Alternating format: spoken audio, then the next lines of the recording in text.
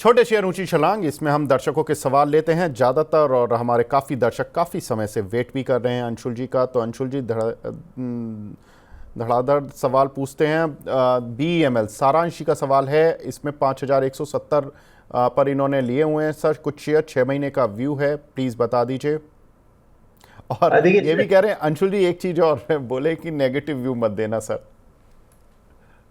देखिए सारांश जी, मैं आपको ये कहूंगा कि नेगेटिव व्यू में नहीं देता हूं, लेकिन मैं आपको एक सलाह देता हूं। HEG का चार्ट जाके बहुत अच्छे से स्टडी कर लीजिए। इसका चार्ट ना प्रिंट आउट करके सामने लगा लीजिए, क्योंकि मेरे घर में, मेरी अलमारी में पर्टिकुलरली HEG का चार्ट लगा हुआ है। उसमें मैंने पैसा खोया था, इसलिए मेरे को चार्ट अच्छे से याद है।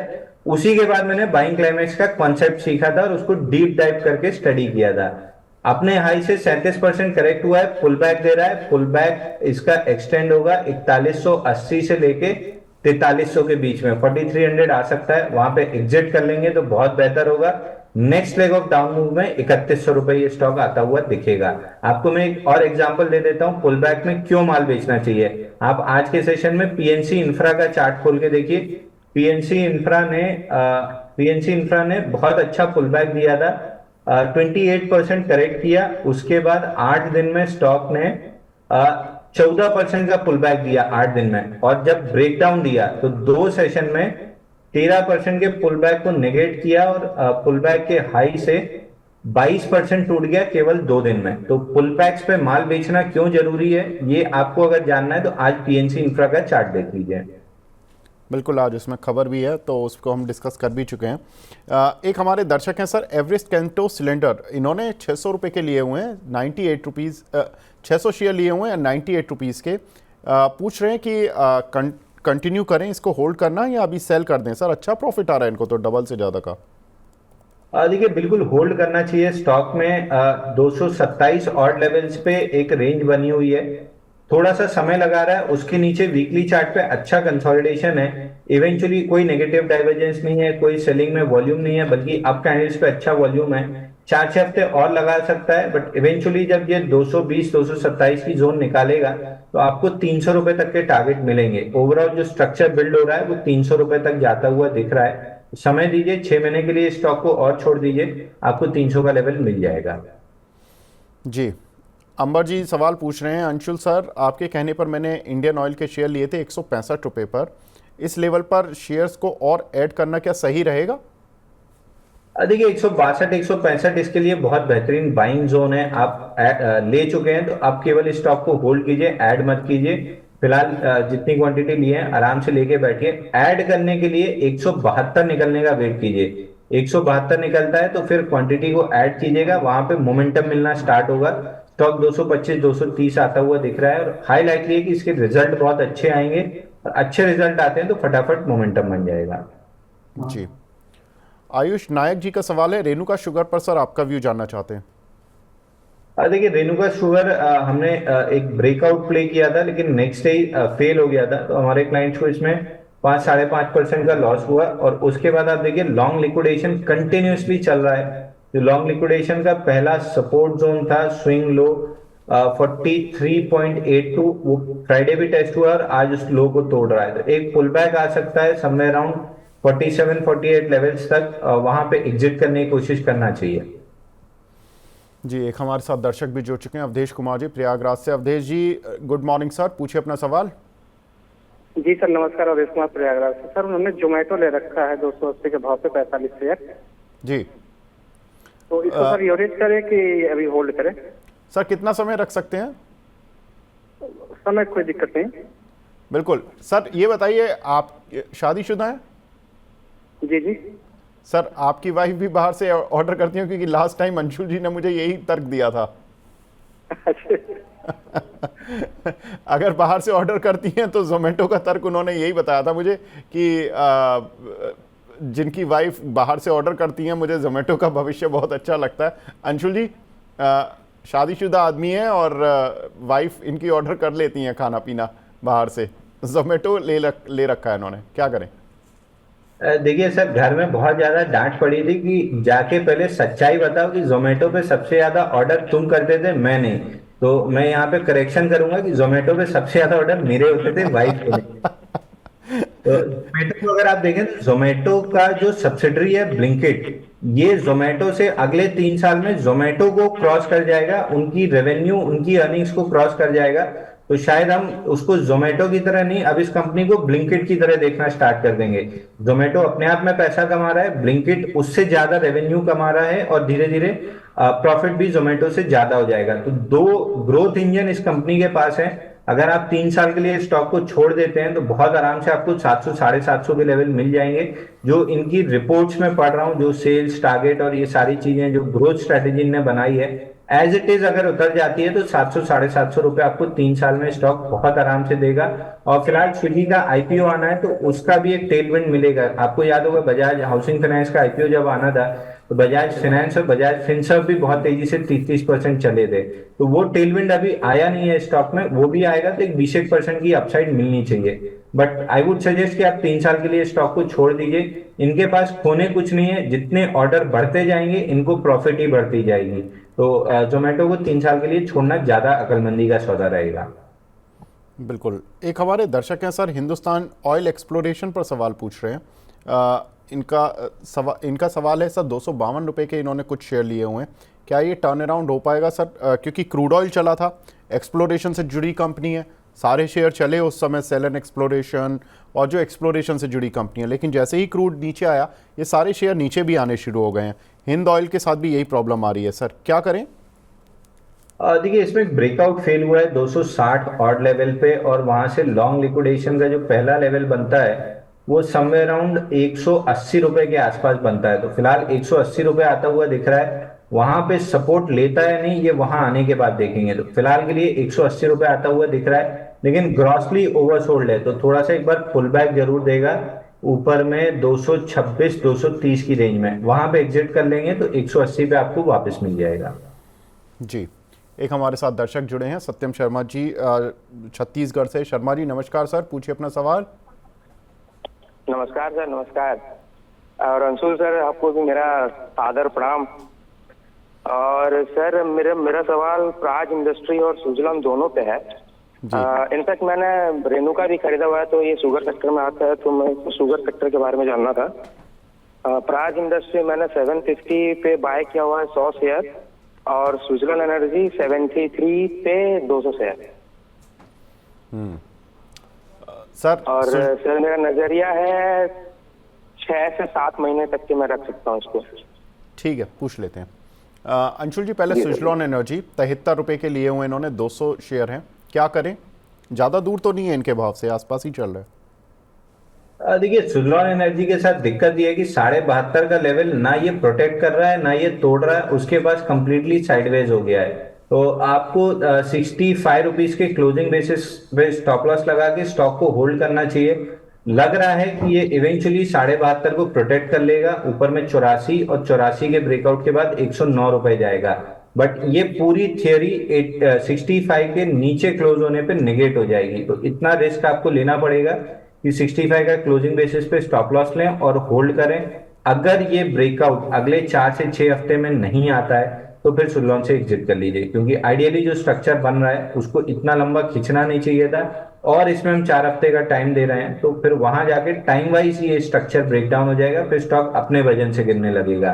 तो 4 हफ्ते और वेट कीजिए, अगर ये 84 एंड एबो नहीं पहुंचता है तो एग्जिट कर लीजिए, और उसके पहले अगर 65 के नीचे क्लोज करता है तो भी एग्जिट कर लीजिए। जी सर, दूसरा शेयर इनका प्राज इंडस्ट्रीज पर था, उसमें क्या करना है इनको? और देखिए प्राज इंडस्ट्री में 29 हफ्ते का बेस ब्रेकआउट है, डेली चार्ट पे नेगेटिव डाइवर्जेंस है, लेकिन किसी भी तरीके से स्टॉक गिरने नहीं तैयार है। तो इवेंचुअली ये रीसेट होगा इंडिकेटर, और उसके बाद तेजी आएगी। तो स्टॉक में एक रेजिस्टेंस है 830 835 की जोन में, उसके ऊपर फ्रेश मोमेंटम बनेगा, होल्ड करना चाहिए। स्टॉप लॉस ले लीजिए 718 रुपए का क्लोजिंग बेसिस पे, 718 के नीचे क्लोज करता है तो एग्जिट करना है, नहीं तो ये डाइवर्जेंस 2-3 हफ्ते में पचा लेगा और वहां से नई मूव स्टार्ट हो जाएगी। बिल्कुल। एक हमारे दर्शक हैं अर्चना चौधरी जी, अवंती फीड्स पर पूछ रही हैं सर, क्या करना चाहिए उनको?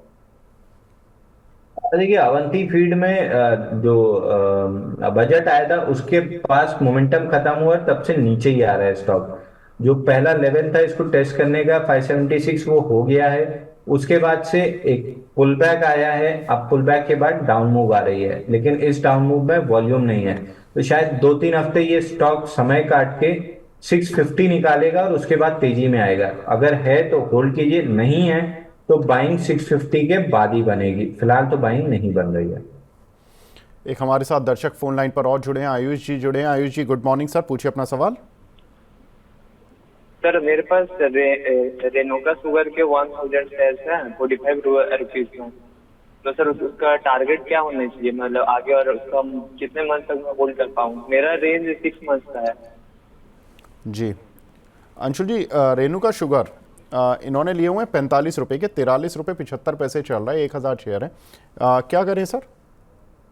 देखिए बाउंस बैक एक मिल सकता है, बाउंस बैक में एग्जिट कर लेंगे तो ज्यादा बेटर है। नीचे में 39 रुपीज के आसपास आता हुआ दिख रहा है। लॉन्ग लिक्विडेशन का पहला लेवल टेस्ट हुआ है और यहाँ से एक बाउंस बैक आ सकता है, बट वो एग्जिट की अपॉर्चुनिटी होगी। जो ब्रेकआउट पे फेलियर हुआ है, इसके अभी पूरी तरीके से एग्जिट नहीं मिला है। पहले राउंड की सेलिंग आई है, पुल बैक के बाद सेकेंड राउंड की सेलिंग आएगी।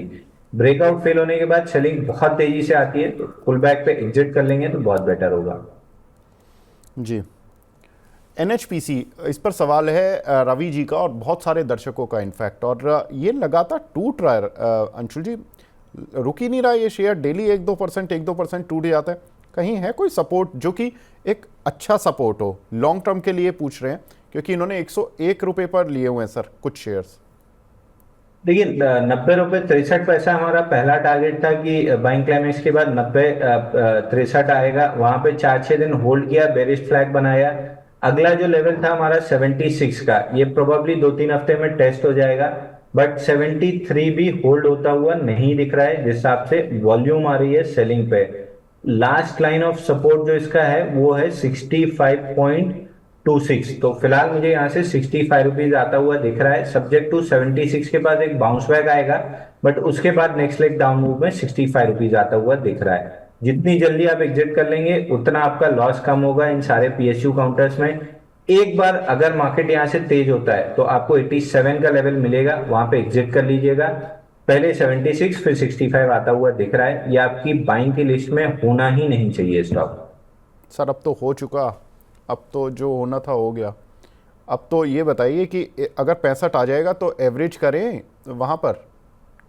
देखिए अगर रैली मिलती है आपको पहले 87 तक तो एग्जिट करके अपना लॉस बुक कर लीजिए और बेटर मूविंग काउंटर्स में चले जाइए। इसमें एवरेजिंग के बाद भी आपको बहुत लंबा समय इंतजार करना पड़ेगा।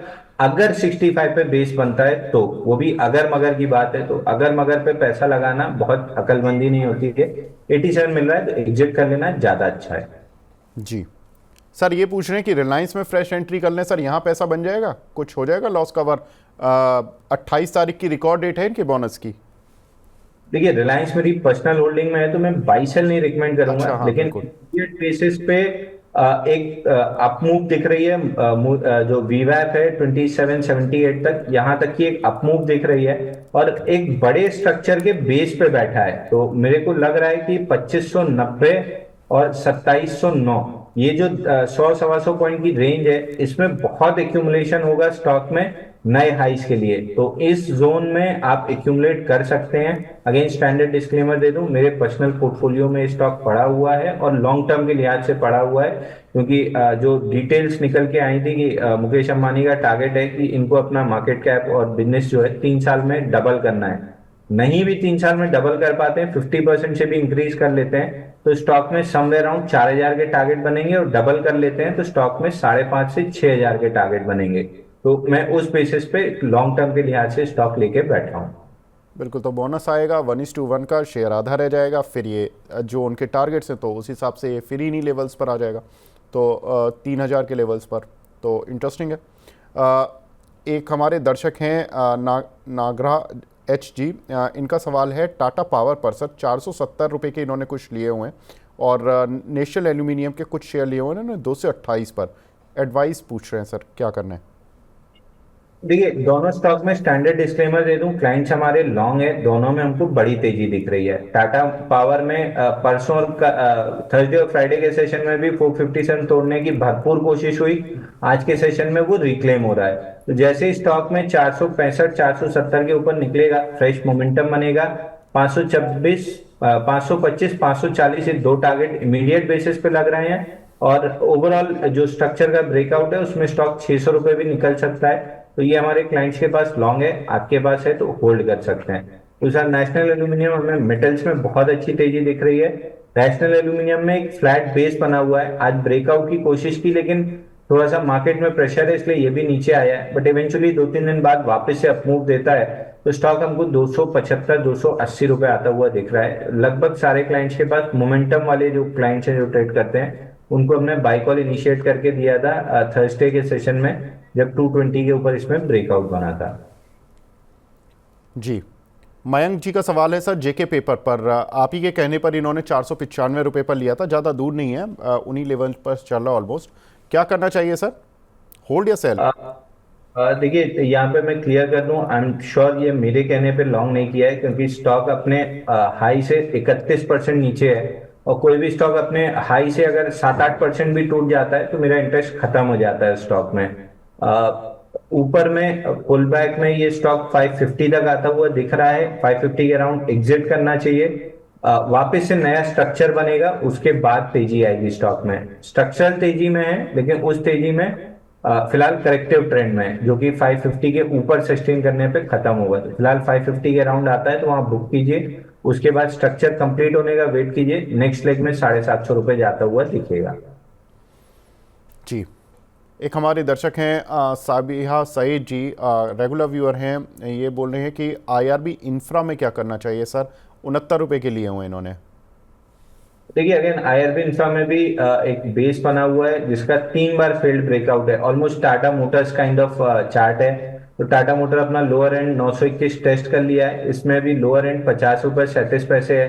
तो प्रोबेबली यहाँ से 2-3 हफ्ते में टेस्ट हो जाएगा, बट बहुत मुश्किल है कि उस लेवल को प्रोटेक्ट करे। उस लेवल को तोड़ता है तो नेक्स्ट लेवल बनता है 43, तो आपके लिए exit is a better option. Current market price से एग्जिट कर लेंगे तो ज्यादा अच्छा है। बेरिश फ्लैग बना हुआ है तो पुल बैक की भी एक्सपेक्टेशन ऑलमोस्ट नील के बराबर है। जी, इनके सर सवाल ये है कि अदानी पावर और ओएनजीसी, इन्होंने अदानी पावर 835 के लिए और ओएनजीसी 298 के लिए, अब आईआरबी इन्होंने 69 के लिए हुए हैं। ये पूछ रही कि किस में एवरेज कर लें कि फास्ट रिकवरी किस में आ जाएगी? देखिए, अदानी पावर में एवरेज कर लेंगे तो बहुत बेटर है, क्योंकि अदानी पावर बेस बनाने की कोशिश कर रहा है। मोमेंटम जरूर इसमें 700 रुपए के ऊपर डेवलप होगा, लेकिन ये एवरेजिंग के लिए बहुत अच्छी जगह है अगर आपके पास समय है, लंबा समय दे सकते हैं। क्योंकि मैं और मेरे जो ट्रेडर्स हैं वो मोमेंटम पसंद करते हैं, तो हम लोग मोमेंटम के ऊपर बाई करते हैं। तो 700 के ऊपर मोमेंटम बनेगा तब बाइंग की जा सकती है, एवरेजिंग के लिए बहुत अच्छी जगह है। जी, एक हमारे दर्शक हैं साहिल अख्तर जी, ये पूछ रहे हैं हिमाद्री स्पेशलिटी केमिकल, इन्होंने 660 रुपये के कुछ शेयर लिए हुए हैं सर, क्या करना चाहिए? HSCL, देखिए इसमें फिलहाल मोमेंटम कंप्लीट हुआ है। 26 हफ्ते का बेस ब्रेकआउट था 400 रुपए पे, जिसका टारगेट लगभग 700 750 था। इसने 680 पे पीक आउट किया है। वीकली चार्ट पे 6 वीक है जहाँ इनसाइड बार बन रही है, करेक्शन आ सकता है नीचे में 504 रुपए तक। तो फिलहाल अगर आपके पास है तो एक बार बुक कर लीजिए, नया बेस बनेगा तब नए बाइंग लेवल्स मिलेंगे। फिलहाल के लिए टारगेट कंप्लीट हुआ है तो प्रॉफिट बुकिंग बड़ी तेजी से आएगी नीचे में। जी, सुनील बिष्ट जी का सवाल है, मुंबई से हैं सर ये, इनका ओला इलेक्ट्रिक पर सवाल है, पूछ रहे हैं कि 103 रुपये के इन्होंने कुछ शेयर लिए हुए हैं, क्या करना चाहिए इनको? देखिए, वो आदमी ट्विटर पे खुद अपने कुल्हाड़ी पे जाके पांव दे रहा है, जिस हिसाब से वो गलतियां हो रही हैं उनकी, एरोगेंस शो हो रहा है। इतनी सारी गाड़ियां सर्विसिंग के लिए खड़ी हैं और आप एरोगेंस शो कर रहे हो, तो ये कंज्यूमर में बहुत गलत मैसेज जाता है, और चार्ट भी इसका बहुत खराब लग रहा है। हालांकि बहुत ओवरसोल्ड काइंड ऑफ चार्ट है, तो एक बाउंस बैक मिलने की उम्मीद रहेगी 96 97 ऑड लेवल्स तक, बट अगर ये मिलता है तो एग्जिट कर लेना ज्यादा अच्छा है। इस कंपनी की अगर आप DRHP पढ़ेंगे तो साल का 10 साढ़े 10 लाख यूनिट अगर ये बेचते हैं तो ये ब्रेक इवन करेंगे, उसके बाद प्रॉफिट बनेगा। और अभी केवल 3 साढ़े 3 लाख यूनिट बिक रहे हैं, जिसमें भी 1 लाख से ज्यादा सर्विस सेंटर पे जाके खड़े हो जाते हैं और इनके पास सर्विसिंग करने के लिए बंदे नहीं है। तो ओवरऑल जो कंपनी की स्थिति है ये बहुत ज्यादा खराब है। मैं इस स्टॉक को बिल्कुल अपनी वॉच लिस्ट में नहीं रखता हूँ। आपके पास है तो जहां भी बाउंस बैक मिलता है लॉस बुक करके बाहर हो लीजिए। सारांश जी बोल रहे हैं सर मुझे तो रोना आ रहा है, जेके लक्ष्मी सीमेंट 890 के लिए हुए हैं और वेदांता 494 के। पूछ रहे हैं अंशुल जी अगर आप साथ नहीं देंगे तो कौन देगा। अंशुल जी प्लीज़ इनकी कुछ हेल्प कर दीजिए। देखिए जेके लक्ष्मी सीमेंट में कोई बहुत खास दिक्कत नहीं है। प्रॉब्लम यह है कि सीमेंट एज अ फ्लेवर थोड़ा सा एसीसी का ब्रेकआउट जब फेल हुआ था उसके बाद खत्म हो गया है। बट ओवरऑल मैं सीमेंट में अगर 2 से 3 साल पकड़े, मैं सीमेंट में बहुत ज्यादा बुलिश हूँ। ये छोटे मोटे जितने सीमेंट हैं ये सब अल्टीमेटली या तो अल्ट्राटेक में मर्ज होंगे या एसीसी में मर्ज होंगे या अंबुजा सीमेंट में मर्ज होंगे। तो कुल मिला के या तो सीमेंट बिरला के पास रह जाएगा या अदानी के पास रह जाएगा। दोनों बहुत हॉस्टाइल तरीके से छोटे छोटे प्लेयर्स को टेक ओवर कर रहे हैं। तो अल्टीमेटली किसी दिन आपको खबर मिलेगी कि जेके लक्ष्मी सीमेंट भी टेक ओवर कैंडिडेट है या उस टाइप की चीज है और इसमें एकदम से तेजी डेवलप होगी जैसे प्रिज्म सीमेंट में और बाकी सीमेंट काउंटर्स में हुआ है। आराम से होल्ड कीजिए। जिस भी दिन न्यूज ट्रिगर होगी आपको 25-30% की अपसाइड करंट लेवल से आराम से मिल जाएगी। नहीं भी होती है तो सीमेंट एज अ पैक अगले 3 साल में जिस तरह आपका इंफ्रास्ट्रक्चर बिल्टअप हो रहा है बहुत तेज रहेंगे। शॉर्ट टर्म में साइडवेज टू करेक्टिव ट्रेंड में बहुत ज्यादा देखिए करेक्ट भी नहीं हुए हैं। जितने बाइंग क्लाइमेक्स वाले स्टॉक थे 30-40% करेक्ट हुए हैं। यहाँ पे किसी भी तरह की बाइंग क्लाइमेक्स नहीं दिख रही है। तो आपको केवल पेशेंस रख के समय देना है। स्टॉक बहुत आराम से 1200 1250 आपको 1 से सवा साल में दिखा देगा। अगर टेक ओवर की न्यूज आ जाती है तो शायद 1500 तक भी खिंच जाएगा। तो जेके लक्ष्मी करंट मार्केट प्राइस से एवरेज भी कर सकते हैं जी। एक हमारे साथ दर्शक भी जुड़े हैं, रामनाथ जी हैं अलवर से। रामनाथ जी नमस्कार सर, पूछिए अपना सवाल। सर नमस्कार सर, मेरे पास मरीन इलेक्ट्रिकल का 237 पे शेयर है सर, 40 शेयर है और दिवाली तक का सर टाइम है। इसके व्यू से मरीन इलेक्ट्रिकल के 40 शेयर हैं 237 रुपए के भाव पर। ठीक है, पूछ लेते हैं सर कितना समय दे सकते हैं। सर अभी तो दिवाली तक का टाइम है बट अगर प्रॉफिट नहीं होता है तो एक्सटेंड करना पड़ेगा। जी ठीक है बिल्कुल। अंशुल जी क्या लग रहा है मरीन इलेक्ट्रिकल पर। देखिए सर इसमें बाइंग क्लाइमैक्स हुआ है, मल्टीपल बेस के बाद बाइंग क्लाइमैक्स हुआ है। आपको बहुत छोटा सा लॉस हो रहा है। जितनी जल्दी निकल लेंगे उतना बेटर है क्योंकि 4-6 महीने में ये स्टॉक आपको 145 के नीचे भी आता हुआ दिख सकता है। बिल्कुल तुरंत एग्जिट कर लेना चाहिए, ज्यादा बेटर रहेगा। जी लास्ट क्वेश्चन विनीता जी हैं भूटान से। ये पूछ रही हैं टाटा कम्युनिकेशन भूटान में इंडियन स्टॉक्स ले रहे हैं, इंटरेस्टिंग है। हमारे काफ़ी दर्शक हैं जो कि अब आजकल विदेशों से सवाल पूछते हैं। 2078 के लिए हुए हैं इन्होंने। अंशुल जी क्या करना है इनको। देखिए फिलहाल इसमें एक ब्रेकआउट फेल हुआ था 2050 पे और वर्टिकली पहले लॉन्ग लिक्विडेशन लेवल 1818 को टेस्ट भी कर लिया है। तो स्टॉक में एक बाउंस बैक बन रहा है। 1985 तक ये स्टॉक बाउंस बैक कर सकता है। शॉर्ट टर्म प्लेयर्स को वहां पे एग्जिट करना चाहिए। लॉन्ग टर्म प्लेयर्स के लिए वापस से डाउन मूव मिलेगी 1830 के आसपास, वो एक्यूमुलेशन जोन होगा। शॉर्ट टर्म के लिए स्ट्रक्चर खराब है, एग्जिट कर लेंगे 1985 के आसपास तो ज्यादा बेटर रहेगा।